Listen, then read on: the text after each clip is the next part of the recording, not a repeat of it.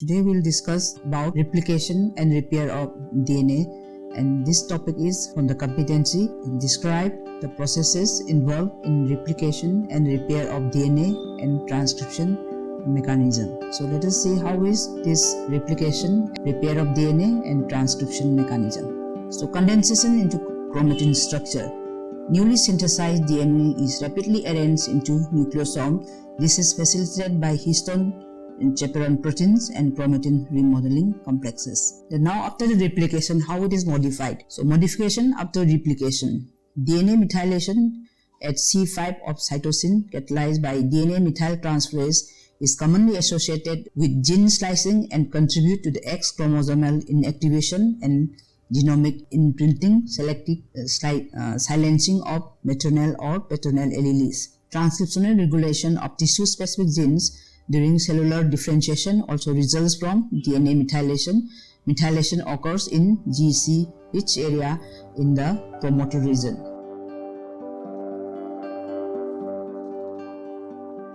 So this is a summary of DNA replication. So there is origin of replication is identified, then unwinding of parental DNA to form a replication fork. RNA primer complementary to DNA template is synthesized by RNA primase. Then DNA synthesis is continuous in the leading strand towards the replication fork by DNA polymerase. DNA synthesis is discontinuous in the lagging strand away from the fork as Okazaki fragments. Then elongation in both strands, the synthesis is from 5' to 3' direction. Then the RNA pieces are removed. The gap is filled by deoxynucleotide by DNAP, and the pieces are ligated by DNA ligase. Proofreading is done by DNA polymerase, finally organized into chromatin. Main enzymes involved in the replication are DNA polymerases, helicases, topoisomerases, DNA primase, single-strand binding proteins, and DNA ligase. So the change in gene expression are inherited, but during the passes from one generation to another, the imprints may be erased and rewritten. Epigenetic imprints which modify genetic expression are said to be the writing with nature's pencil that can be erased and rewritten.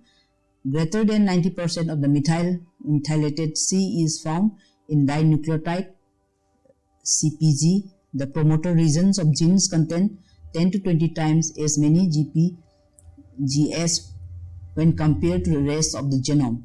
Methylated regions are transcriptionally silent. When the region is undermethylated, the gene is transcriptionally active.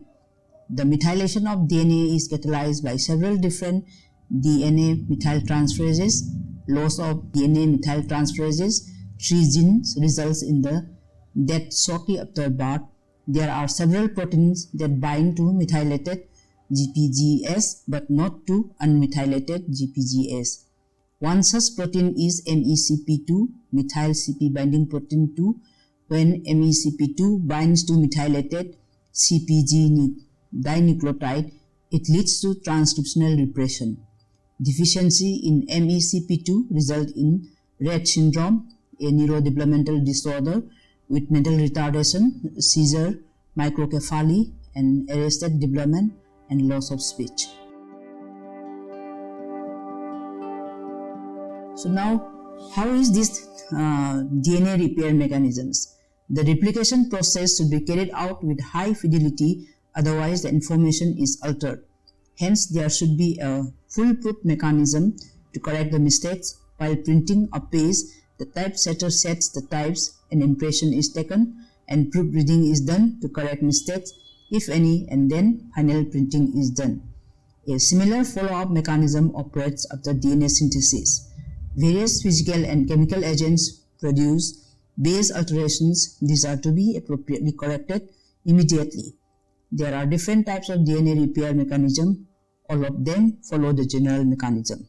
Exonucleolytic proofreading. The DNA polymerase has 3' to 5' exonuclease activity. Hence, any mispaired nucleotide added is immediately removed. And next is nucleotide excision repair. This takes place along with the replication process.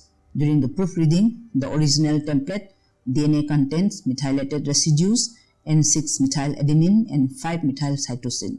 The newly synthesized strand will not have methylated bases, so enzymes can recognize the original correct DNA strand. The mismatched base is identified and removed along with a few bases around that area. The wrong base is removed by the endonuclease activity. It removes 24 to 32 nucleotides around the wrong base. As the nuclease clips at 2 points, the enzyme is sometimes also called XC nuclease. A small segment of DNA with correct base sequence is then synthesized by DNA polymerase beta. Then the gap or nick is sealed by DNA ligase.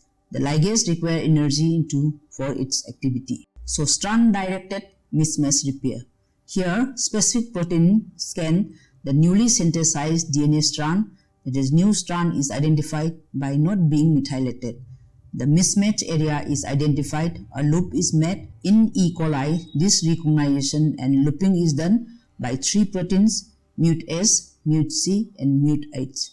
Then that segment is removed.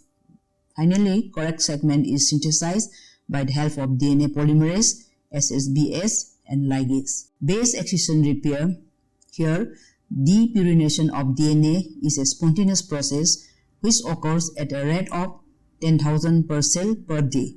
Thus, cytosine, adenine, and guanine bases spontaneously form uracil, hypoxanthine, and xanthine respectively. These are not normal bases of DNA. Specific glycosylases can remove these abnormal bases. The sugar has no base. Apurinic endonuclease excises this A-basic sugar. Proper base is then added by a repair of DNAP and ligase. So this is a table showing DNA repair mechanism, mismatch repair, nucleotide excision repair, base excision repair, double strand break, and the defect is in mismatch repair, copying error, 1 to 5 bases unpaired, and repair by strand cutting and exonuclease digestion. In case of nucleotide excision repair, the defect is chemical damage to a segment and it's repaired by 30 bases removed, then correct bases added. In case of base excision repair, the defect is chemical damage to single base, then repair is done by base removed by N-glycosylase, new base is added. And for double strand break, the defect is free radicals and radiation, and repair is done by unwinding, alignment, and ligation. So transcription coupled repair. The template strand of transcribed region responds immediately by stalling of RNAP at the site of damage. The enzyme backs away, repair proteins are recruited, and the defect repaired by NER. Cockayne syndrome results from deficiency of protein that help to recognize the halted RNAP. And now, coming to the disease associated with DNA repair, the most common is xeroderma pigmentosum. It is derived from the Greek term xeris, which is dry, and derma of the skin. It is an autosomal recessive condition. Defect lies in the nucleotide excision repair mechanism.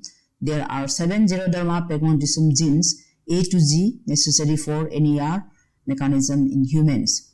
A mutation in any of them may lead to the condition of xeroderma pigmentosum.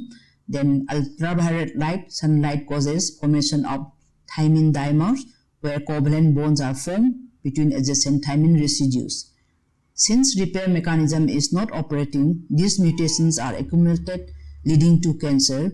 There is the sensitivity to ultraviolet rays, sunlight, which causes blisters on the skin. Avoiding sunlight and using sunscreen ointment will be beneficial.